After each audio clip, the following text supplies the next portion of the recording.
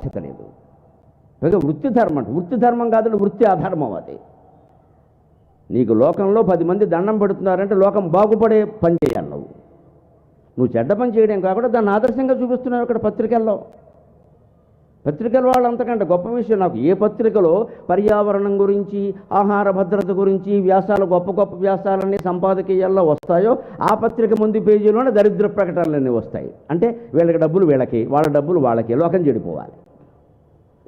ఈ వ్యాసాలను చూసి మనం ఈ పత్రిక వారు చాలా పర్యావరణం పట్ల శ్రద్ధ తీసుకుంటున్నారు అనుకోవాలి. పర్యావరణం పట్ల నిజమైన శ్రద్ధ ఉంటే ఈ దరిద్ర ప్రకటనలన్నీ ఫ్రంట్ పేజీలో ఉండవండి. మన డబ్బులు మనకు వచ్చేయాలి, కానీ మనం ఏదో గొప్పవాళ్ళమని అనుకోవాలి.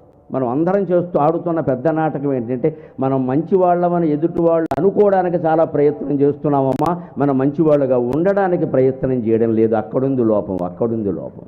అది సవరించుకోవాలి. ఎదుటి వాళ్ళు మన మంచివాళ్ళు అనుకోవాలి, అందుకని 100 ప్రయత్నాలు చేస్తున్నాం, కానీ మనం మంచివాళ్ళుగా ఉండడానికి ప్రయత్నం చేయట్లా. నీ గురించి ఏం అనుకోవాలని నువ్వు ప్రయత్నం చేస్తున్నావో అలా ఉండడానికి ప్రయత్నం చేయొచ్చు కదా. అనుకోవడం ఎందుకు? అందరిలోనూ పెద్ద నాటకం ఇది. అనుకుంటే చాలు. తప్పు చేసేటప్పుడే మనం ఆలోచించాలి, కానీ తప్పు బయటపడినప్పుడు కాదండి. బయటపడడం వల్ల ఏమైంది? బయట తెలుసు, కానీ నీకు తెలుసుగా చేసామని. ఈ కృత్రిమత్వాన్ని తరివేసుకోవాలి. అందుకే చాణక్య నీతి. రాజులైనా, ముఖ్యమంత్రులైనా, ప్రధానమంత్రులైనా ఎవరైనా గుర్తుపెట్టుకోవాలి, మీరు సరిగ్గా ఉంటే జనం సరిగ్గా ఉంటారు. అదే చెబుతున్నాడు ఇక్కడ.